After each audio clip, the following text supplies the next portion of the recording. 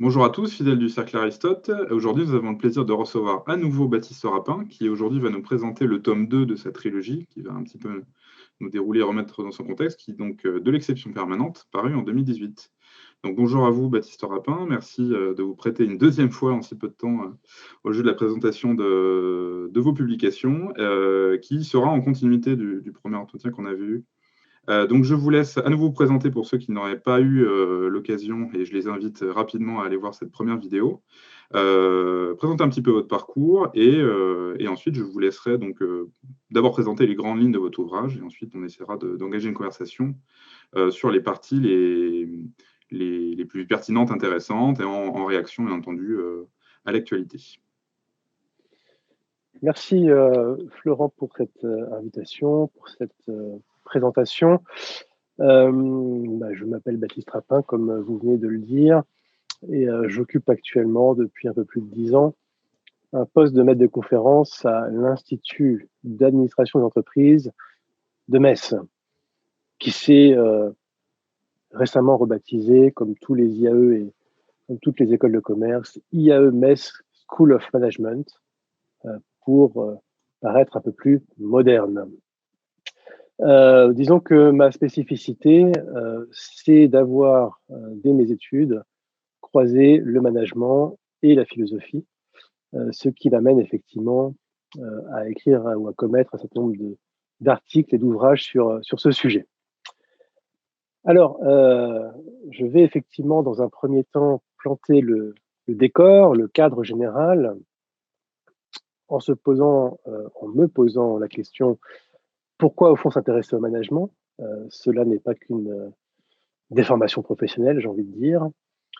Alors, s'intéresser au management, ce n'est pas, pour moi, en premier lieu, chercher à optimiser le fonctionnement des organisations. Ce n'est pas non plus être à la quête, à la recherche d'un autre management, parce que celui que l'on connaîtrait actuellement serait au fond mauvais ou inefficace.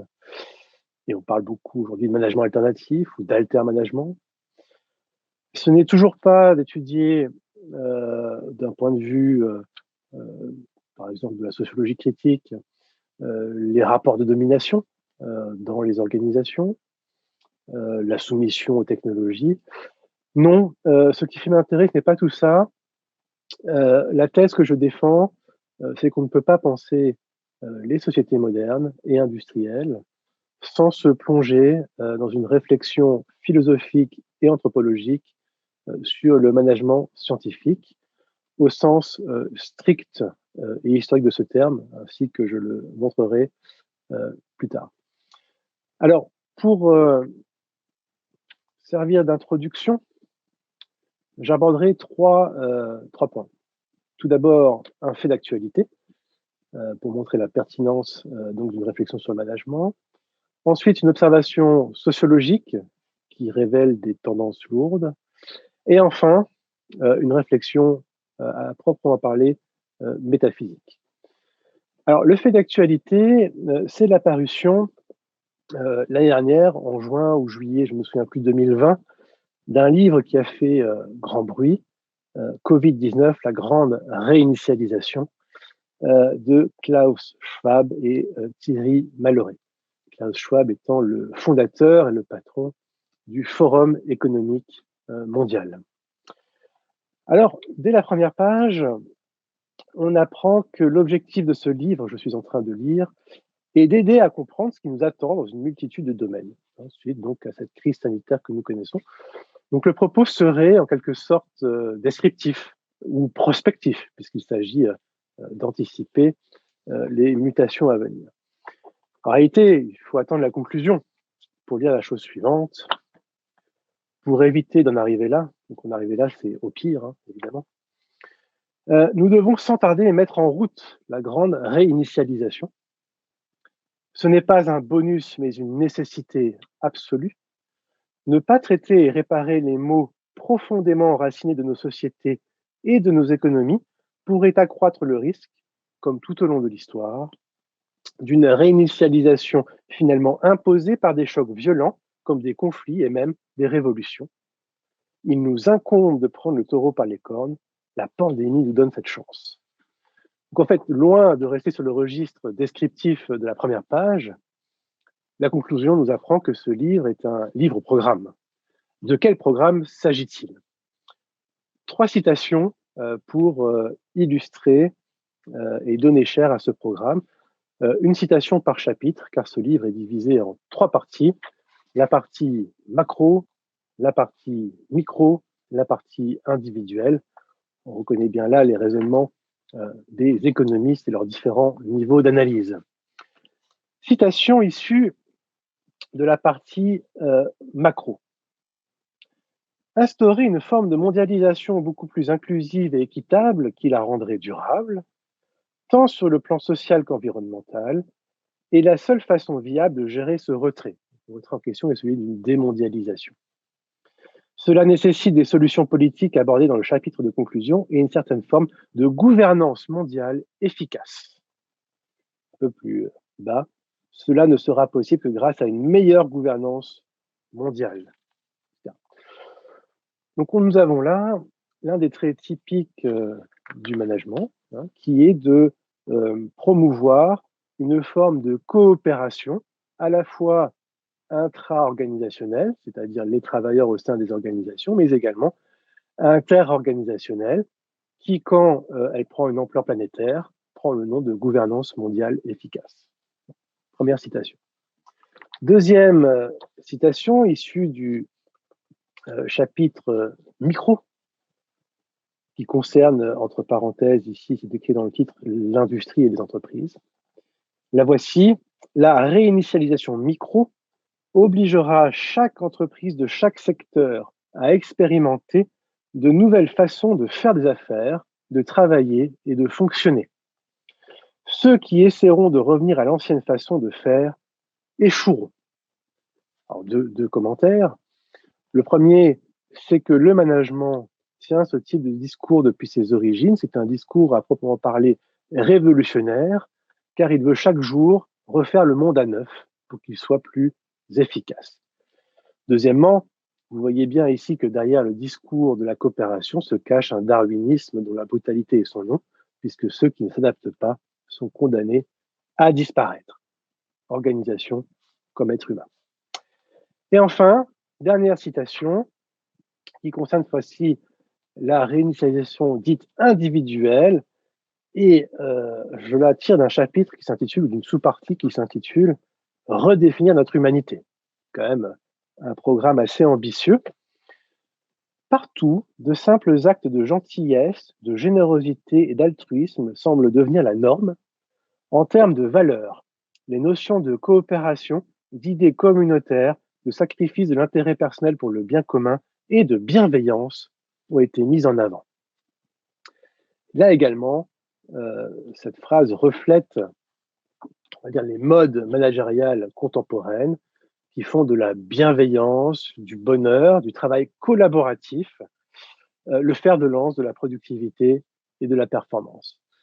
Autrement dit, il me semble que pour bien apprécier ce livre, qui a eu un grand succès médiatique, pour bien apprécier la portée de cette thèse, eh bien, il me semble incontournable de se pencher sur ce qu'on appelle management et qui n'a pas été écrit, paradoxalement, dans cet ouvrage. Donc ça, c'était le fait d'actualité. Deuxième moment d'introduction, l'observation sociologique. Alors, ceux qui ont déjà eu l'occasion de m'écouter diront que je me répète, mais je trouve cette statistique révélatrice, si ce n'est vertigineuse. D'après une enquête datant de 2018, 18,4% des étudiants du monde occidental étudient le management comme cursus supérieur principal. Autrement dit, cela ne prend pas en compte l'enseignement du management dans les écoles d'ingénieurs ou dans les cursus de sociologie du travail, de psychologie du travail, etc.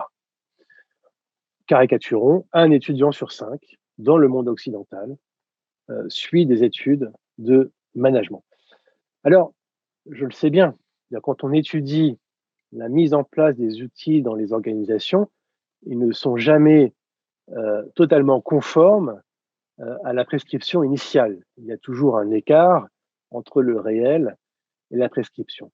Mais tout de même, cela signifie que tous ces cadres qui sont formés, soit initialement, soit par les cours du soir, dans les instituts d'administration d'entreprise, dans les écoles de commerce, dans les différents MBA, mais aussi dans les cabinets de conseil et de formation, eh bien, tous ces cadres, quand ils regagnent l'entreprise, appliquent les méthodes qu'ils ont apprises sur les bancs de l'université ou des écoles de commerce.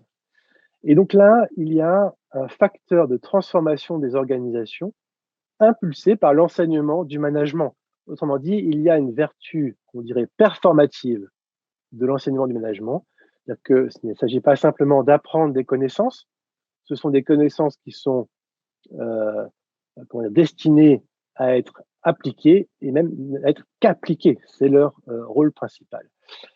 Et quand ces cadres évoluent dans l'entreprise, mais aussi dans les hôpitaux, mais aussi dans les ministères, dans les inspections, etc., eh bien, c'est l'ensemble finalement du tissu organisationnel, français mais occidental, qui se trouve transformé par les principes et les pratiques du management. Donc, cette observation sociologique était destinée à vous faire comprendre, saisir l'importance de ce phénomène, de cette lame de fond que représente le management. Dernier moment de cette introduction, cette fois-ci un peu plus théorique et pleinement métaphysique. Je vole, pour tout dire, cet argument à Jean Viulac, qui est un philosophe français contemporain, qui a reçu le Grand Prix de l'Académie française en 2016 pour son œuvre, et dont je vous conseille vivement la lecture. Alors, que nous dit Jean Viulac? Point de départ, question initiale, qu'est-ce que la métaphysique? Au sens strict, c'est une réflexion sur la physis, c'est-à-dire sur la nature. Donc, le terme n'a pas été créé par Aristote, mais on situe l'acte de naissance dans sa philosophie, et notamment dans un livre qui était classé après les écrits sur la physique, Metaphysica Biblia, les livres qui arrivent après ceux sur la physique, métaphysique. Et il s'agit d'une réflexion à un second degré des acquis de la physique. Autrement dit, l'objet de la philosophie première, fondamentale, c'est la nature. Or, nous dit Jean Viulac, la révolution industrielle a tout chamboulé. La nature n'existe plus, nous vivons désormais dans un monde intégralement artificiel, c'est l'expression de Günther Anders, dans un monde produit, dans un monde qui est le produit de la production, si bien que l'objet de la philosophie première n'est plus la nature, mais la science de la production, précisément ce qu'on appelle management. Et donc c'est la raison principale pour laquelle je crois que penser l'essence des temps modernes aujourd'hui revient à penser cette lame de fond qu'est le management scientifique. Donc voici les 3 points qui me servent à justifier l'intérêt d'une prise en compte du management pour le travail philosophique. Alors ce travail, je le mène autour d'une trilogie qui n'est pas encore aboutie, puisque seuls les 2 premiers tomes sont actuellement parus. Elle porte le nom de Théologie de l'organisation. Le premier volume est paru en 2014 et s'intitulait Au fondement du management. Le deuxième, en 2018, est porté le titre de l'exception permanente.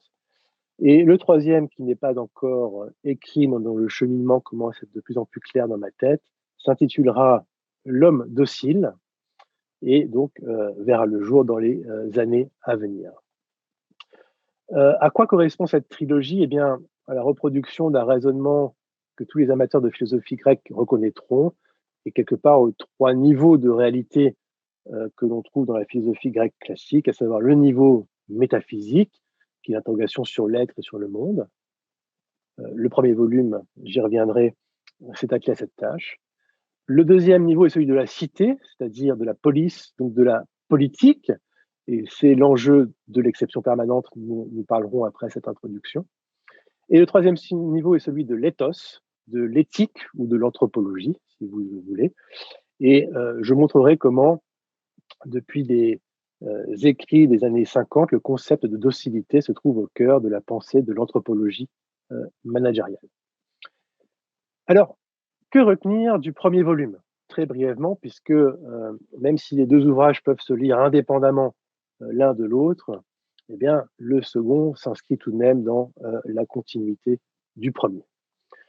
Je dégagerai deux acquis principaux. Premièrement, le management, je l'ai dit, mais je vais ici l'approfondir, est aujourd'hui l'objet privilégié de la métaphysique, c'est-à-dire de la réflexion sur l'être. C'est l'objet, alors plus exactement, puisqu'il faudrait supprimer le terme de métaphysique, puisqu'il y a physis dedans, l'objet de la philosophie première, une philosophie des fondements.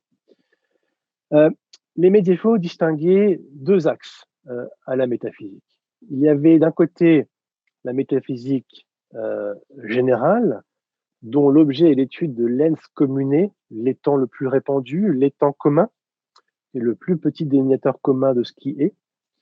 Et là, et donc c'est l'objet de l'ontologie, la science de l'être. Et de l'autre côté, la métaphysique spéciale, qui, elle, étudie ce qu'on appelle le primo-étant, l'étant le plus grand, l'ens summum, la sommité, à savoir Dieu, et donc à cette métaphysique spéciale correspond la théologie. Eh bien, je crois que le management réunit ces deux conditions pour être élevé au rang de philosophie première, puisque d'un côté, il n'y a rien de plus répandu aujourd'hui que les organisations. C'est ce que j'ai appelé en 2014 le mouvement pan-organisationnel, qui décrit à la fois le devenir monde de l'organisation, le fait que les organisations se répandent sous toutes leurs formes, y compris celles des ONG, sur l'ensemble de la planète, et le devenir organisation du monde, c'est-à-dire le fait que toute manifestation de vie collective aujourd'hui tente à prendre la forme de l'organisation, concept qui reste à définir, j'y viendrai dans un second temps. Donc il n'y a rien de plus répandu que l'organisation, ce qui en fait l'objet privilégié de la métaphysique générale, donc de l'ontologie. Et c'est bien ce que Martin Heidegger écrivait à Hannah Arendt en 1948, en lui affirmant que l'organisation est aujourd'hui le site à partir duquel se déploie l'arraisonnement planétaire. Deuxième temps, l'efficacité est devenue la valeur cardinale de nos sociétés, se substituant à Dieu, prenant le statut d'une nouvelle divinité. Nous croyons à l'efficacité, à la performance, comme nos ancêtres croyaient en Dieu ou dans les divinités. Et de ce fait, elle peut faire l'objet, cette efficacité, cette performance, d'une théologie ou d'une étude religieuse. Et bon nombre d'études montrent justement comment le management fonctionne avec ses rituels, avec ses liturgies, comme une religion. Ça, c'est le premier acquis. Le deuxième acquis, celui-ci n'est plus métaphysique, mais généalogique. En lisant les ouvrages des fondateurs du management contemporain, ouvrages datant de la fin des années 50, début des années 60, je me suis rendu compte que tous les auteurs renvoyaient à un courant scientifique précis, à un modèle théorique précis qu'ils prennent pour source, et c'est celui de la cybernétique. Kybernetes en grec, c'est le pilotage, la science du pilotage, traduit en latin d'ailleurs par gobernator, gouvernement, si bien que cybernétique, pilotage, gouvernement sont trois synonymes stricts. Quel a été, alors je ne vais pas revenir sur la cybernétique en détail puisque ce serait trop long, mais que doit-on en retenir? C'est cette science qui, entre les années 1940 et 1950, a accouché de la théorisation de l'organisation comme une boucle de rétroaction. Alors, qu'est-ce qu'une boucle de rétroaction? C'est une séquence circulaire qui comporte 4 étapes. L'émission d'une finalité, la réalisation d'une action en fonction de la finalité émise, et auparavant, avant la cybernétique, la rationalité instrumentale s'arrêtait à ce niveau-là. Pour les économistes, il y avait une finalité, des moyens de s'accorder au but, stop. La nouveauté de la cybernétique est d'introduire l'évaluation en cours de processus et non plus a posteriori, Donc, c'est la phase de contrôle, d'évaluation, qui opère par feedback. C'est le processus de rétroaction. Il permet d'analyser les écarts entre l'objectif suivi et les progrès réalisés et de prendre éventuellement des mesures correctives.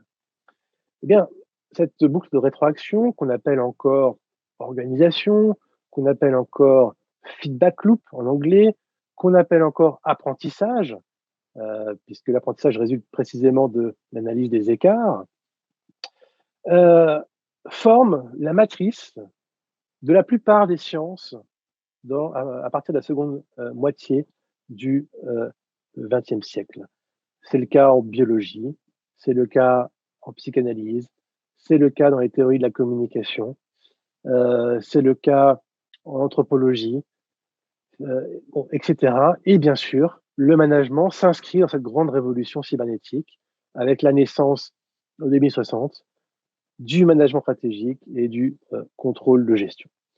Alors pourquoi ce détour? Parce que cela signifie que pour penser ce qu'est le management aujourd'hui, de façon philosophique, c'est-à-dire réfléchir sur les fondements du management, il n'y a pas d'autre choix que d'étudier la cybernétique, que d'en passer par ce continent cybernétique qui a connu un paradoxe, alors qu'elle a, cette science de la cybernétique, influencé tous les champs de la connaissance, presque tous les champs de la connaissance, eh bien le terme disparaît à partir de 1956.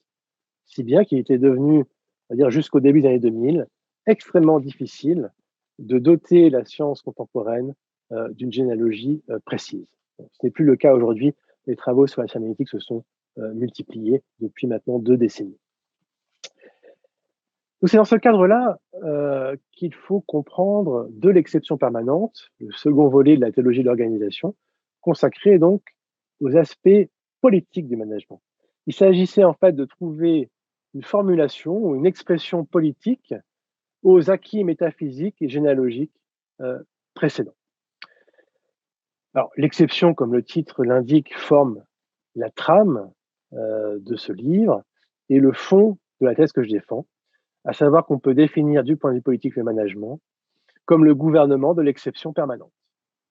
Alors, pour appuyer cette thèse, il fallait que je remplisse un certain nombre de conditions que je vais ici énumérer, sans en rentrer dans le détail, puisque je laisserai Florent ensuite prendre la main et poser des questions.